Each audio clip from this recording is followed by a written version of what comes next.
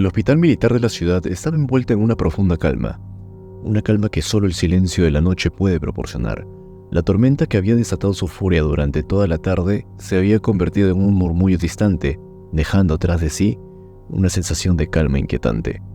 La mayoría de los pacientes dormían profundamente, envueltos en sus mantas, mientras los pasillos del hospital estaban casi desiertos, iluminados solo por la luz de emergencia parpadeante. Mara Fernández, enfermera del turno nocturno, avanzaba por el pasillo principal con paso firme. A pesar de la calma, sus instintos le alertaban de que algo no estaba del todo bien. Era su primera noche en el hospital principal, y el ambiente del hospital parecía estar cargado de una energía desconocida, una tensión que no podía identificar de manera clara. La llegada de la tormenta tan violenta en el primer turno no ayudó a mejorar esa inquietud. Llegó a la sala de emergencia, donde se encontró con el doctor Javier Molina, un médico de mediana edad con una expresión agotada pero profesional. Molina estaba revisando un expediente mientras escuchaba un zumbido constante de las máquinas de monitoreo y el eco distante de los pasos en los pasillos vacíos. «Buenas noches, doctor», saludó Mara con una sonrisa nerviosa. «Buenas noches, Mara. Vamos a tener una noche tranquila, por suerte», dijo el doctor Molina. Le dirigió una mirada cansada pero amable. «Solo tenemos algunos pacientes aquí esta noche. No parece que vaya a haber grandes emergencias». Mara sintió, aunque la sensación de inquietud no la abandonaba. Mientras revisaba los registros de los pacientes, un grito agudo y desesperado rompió el silencio, resonando por el pasillo. El grito parecía venir de la sala de emergencias, y los dos se miraron con sorpresa. «¿Has escuchado eso?», preguntó Mara, frunciendo el ceño. «Sí, lo he oído. Voy a revisar». El doctor Molina se levantó de un salto y se dirigió hacia la sala de emergencias con rapidez. Mara lo siguió de cerca. Su corazón palpitaba con fuerza. Cuando llegaron a la sala de emergencias, encontraron una joven mujer de unos 20 años en una de esas camas. Estaba temblando de manera violenta. Sus ojos estaban muy abiertos y sus labios se movían en un susurro inteligible. «¿Qué está pasando?», preguntó Mara, al tiempo que se acercaba para intentar calmar a la paciente. «No lo sé exactamente», respondió el doctor Molina. Revisando los signos vitales de la mujer, pareciera que tenía una crisis nerviosa y necesitábamos tranquilizarla. Mara comenzó a hablarle con suavidad a la paciente, tratando de calmarla. La mujer, sin embargo, parecía incapaz de centrarse en sus palabras.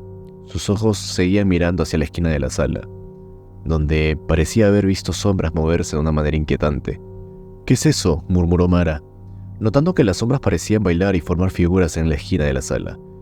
El doctor Molina se volvió hacia ella, frunciendo el ceño, y la luz parpadeante de una de las lámparas del techo creaba los patrones extraños en las paredes. Pero no podía ser más que una simple ilusión óptica. De repente, el monitor de la paciente emitió un pitido agudo e inconstante. La mujer estaba ahora completamente inmóvil. Su respiración se había vuelto irregular, y sus ojos se cerraron de golpe. «Vamos, necesitamos estabilizarla», ordenó el doctor Molina, mientras Mara se apresuraba para preparar el equipo necesario. Durante los siguientes minutos, trabajaron frenéticamente para estabilizar a la paciente. Finalmente, después de un esfuerzo agotador, la mujer empezó a recuperar el aliento, aunque seguía inconsciente. Los dos médicos estaban exhaustos, pero sabían que no podían descansar aún. «Parece que ha pasado el peor momento», dijo el doctor Molina, limpiándose el sudor de la frente. «Mantengámosla en observación por un rato. Si vuelve a despertar, debemos averiguar qué le asustó tanto». Mara sintió, aunque no podía sacarse de la cabeza las sombras que había visto en la esquina de la sala. La sensación de que algo no estaba bien la acompañaba, y no podía ignorar aquel escalofrío que le recorría la espalda. Poco después, una enfermera joven llamada Carla entró en la sala con una expresión de preocupación. Preguntó a Mara: «¿Has visto algo raro en los pasillos?», con su voz temblando de manera ligera. Mara levantó la ceja y dijo: «Es raro. ¿Qué quieres decir?». «No estoy segura», respondió Carla, «pero he visto sombras como si se estuvieran moviendo de manera extraña en los pasillos. Pensé que podía ser solo mi imaginación, pero no estoy tan segura». Mara sintió un nudo en el estómago. Carla parecía genuinamente asustada, y su propio sentido de inquietud se intensificó. «Vamos a comprobarlo», dijo Mara, tratando de mantener la calma. Quizás haya una explicación racional para todo esto. Las dos se dirigieron a los pasillos del hospital. Sus pasos resonaban en el silencio de la noche.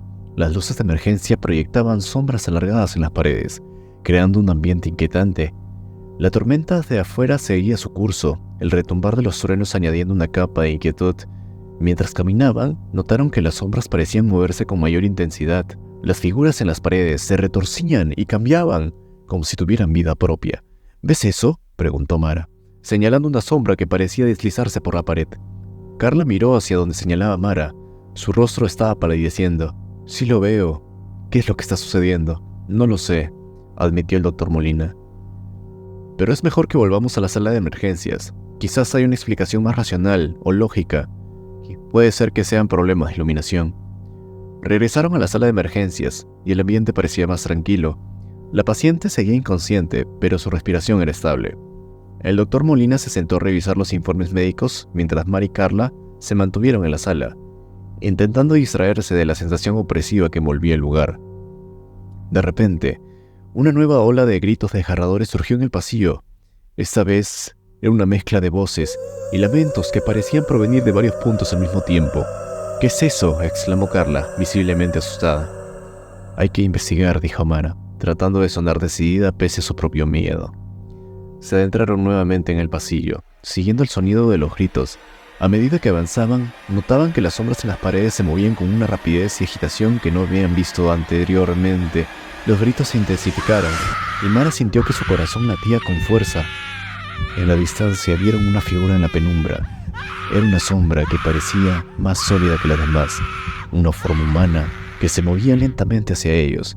La figura estaba envuelta en la niebla oscura que distorsionaba su forma. «¡Detrás de ti!», gritó Carla, señalando a la figura. Mara y el doctor Molina giraron, pero no había nada allí. La figura había desaparecido, y el pasillo se encontraba nuevamente en silencio. La niebla parecía haberse disipado. «Esto no puede ser real», murmuró el doctor Molina. Tratando de recuperar la compostura, dijo: «Debemos estar experimentando alucinaciones, quizás por el estrés». Pero Mara no estaba convencida. Algo en el aire, algo en las sombras, le decía que había visto algo más siniestro en juego. Mientras volvían a la sala de emergencias, Mara notó que las sombras parecían seguirlas, moviéndose a su alrededor como patrones inquietantes. Cuando regresaron a la sala, la paciente aún estaba en la misma condición, pero la sensación de desesperanza que las cosas estén bien se había intensificado. Las sombras en la sala de emergencias eran más densas, como si intentaran envolver todo el espacio. De repente, la mujer en la cama comenzó a moverse de manera compulsiva. Sus ojos se abrieron con una intensidad aterradora y su cuerpo temblaba violentamente.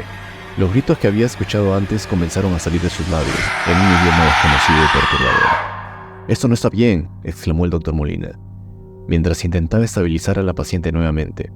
Pero las sombras en la sala parecían cobrar vida, extendiéndose hacia ellos como tentáculos oscuros. Los gritos de la paciente se mezclaban con los lamentos de las sombras, creando una cacofonía aterradora. Mara, temblando de miedo, tomó la linterna de su bolso y la encendió. La luz cortante hizo que las sombras retrocedieran momentáneamente, revelando una figura oscura en la esquina de la sala. La figura estaba completamente a oscuras, sin rasgos visibles, pero emanaba una presencia amenazante. «¿Quién está ahí?», gritó Mara, intentando desafiar su miedo. La figura no respondió, pero el aire que estaba en la sala se volvió más frío, y las sombras se amolinaron alrededor de ellos. Los gritos se intensificaron, y la paciente parecía estar atrapada en una pesadilla viviente. De repente, el doctor Molina se desplomó en el suelo, con el rostro pálido y sudoroso. Mara y Carla se acercaron a él, pero no respondía. Las sombras parecían haberse apoderado de su cuerpo, extendiéndose desde el suelo hacia sus extremidades. Mara sintió un nudo en la garganta, mientras en su mente estaba luchando por encontrar una solución. La figura en la esquina de la sala se movió lentamente hacia ella, y la luz de la linterna reveló una expresión distorsionada y cruel en su rostro. «No, por favor», imploró Mara, sintiendo que la desesperación la ahogaba. La figura se acercó a ella y una ola de oscuridad la envolvió. Mara sintió una presencia fría y opresiva que parecía consumirla desde adentro. Sus pensamientos se anularon y la oscuridad la envolvió. Cuando Mara volvió a la conciencia, estaba sola en la sala de emergencias. El doctor Molina y Carla habían desaparecido, y la paciente seguía inconsciente. Las sombras se habían disipado y la luz de emergencia parpadeaba débilmente. Mara se levantó con dificultad, sintiendo una sensación de vacío en el pecho. No sabía qué es lo que había sucedido exactamente, pero este terror persistía. Salió de la sala de emergencias y al caminar por los pasillos, notó que todo parecía normal, como si el caos de la noche que hubiera sucedido nunca ocurrió en absoluto. Finalmente, Mara se encontró en la entrada principal del hospital, el primer resplandor del amanecer iluminando el horizonte. La tormenta había pasado, y el hospital pareciera estar en paz nuevamente, pero la paz era engañosa, y Mara sabía que las sombras de la noche no se desvanecerían tan fácilmente. Con un último vistazo hacia el hospital, Mara se alejó, llevando consigo el peso de lo que había sucedido. Las sombras en la sala de emergencia seguirían siendo un misterio inquietante, un recordatorio de que, a veces, la oscuridad puede ocultar horrores inimaginables.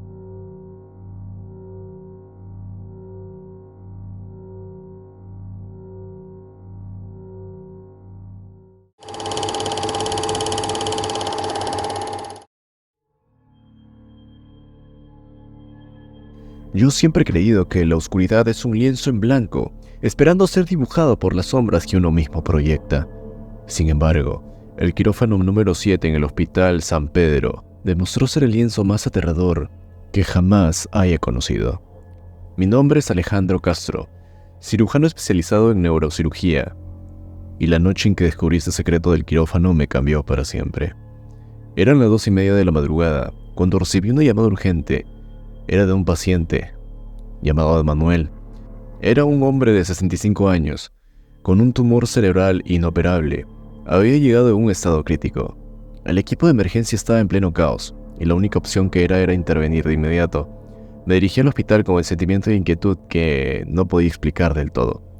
En el quirófano número 7 estaba situado en una zona apartada del hospital, lejos del bullicio del área de emergencias.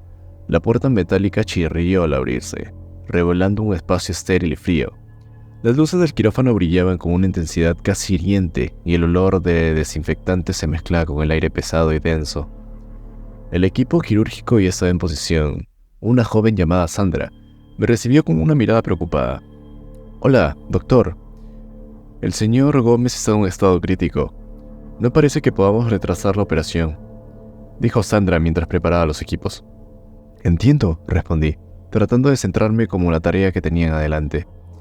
La operación comenzó sin contratiempos, y mi mente estaba concentrada en la intervención. Sin embargo, una sensación de inquietud me persistía, me perturbaba. El quirófano número 7 parecía tener una atmósfera propia, una presencia que no podía definir. A medida que avanzaba la cirugía, empecé a notar algo peculiar. Un antiguo equipo de diagnóstico estaba guardado en un rincón del quirófano, cubierto con una lona polvorienta. No recordaba haber visto ese equipo en ningún otro quirófano del hospital. El tumor del señor Manuel Gómez era más grande de lo que esperaba, y la cirugía se complicaba cada vez más. Me enfoqué en el procedimiento, ignorando aquellas inquietudes que parecían abrumarme cada vez más. Pero a pesar de todo ello, logré extirpar aquel tumor, pero el paciente seguía inestable. El equipo y yo trabajamos para estabilizarlo, y en medio del caos la puerta del quirófano se abrió de un crujido. Un hombre con un aspecto desaliñado, con una bata de laboratorio manchada y unos ojos vidriosos entró en la sala. Su presencia era inquietante y su mirada parecía vacía. «¿Quién es usted?», exclamé, girándome hacia el intruso. El hombre no respondió, simplemente se quedó allí, observando. Sandra intentó acercarse para expulsarlo, pero el hombre se movió con una agilidad sorprendente, situándose junto a la mesa de operaciones.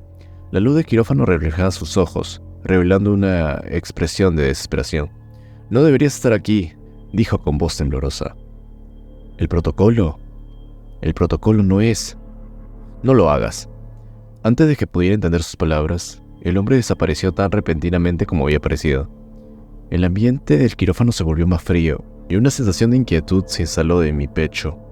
Decidí enfocarme en el señor Gómez, quien finalmente parecía estabilizarse.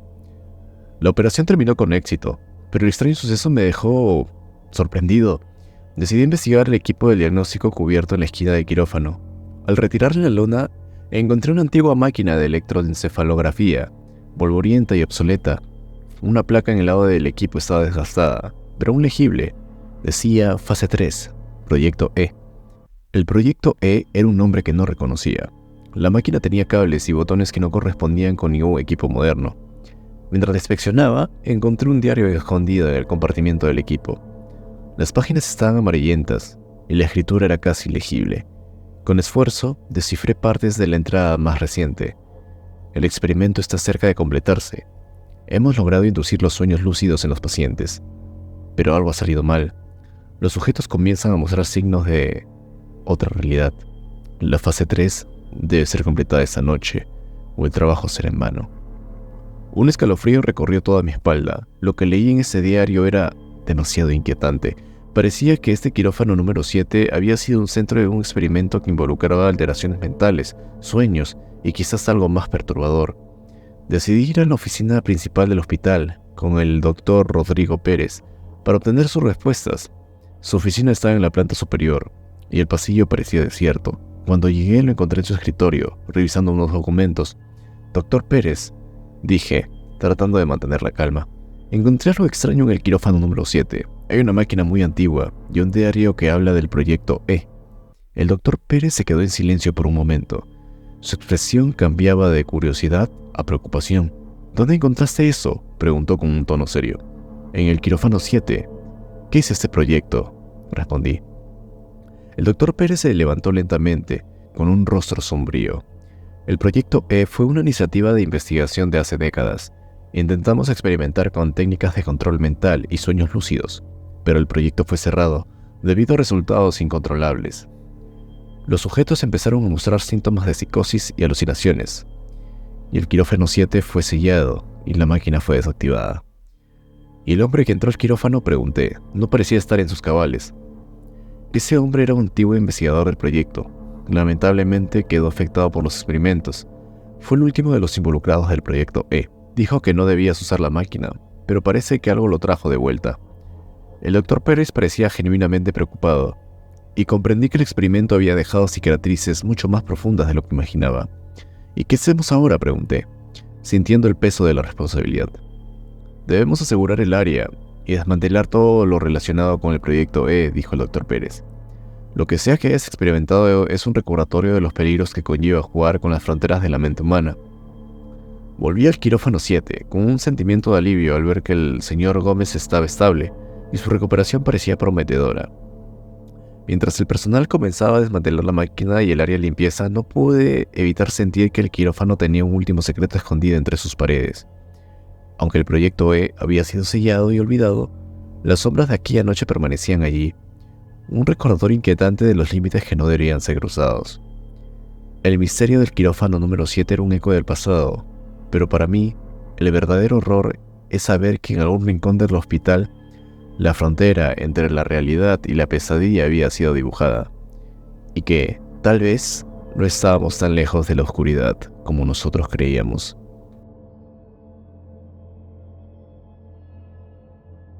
Si quieres más contenido como este, suscríbete y dale like. Y no te olvides comentar.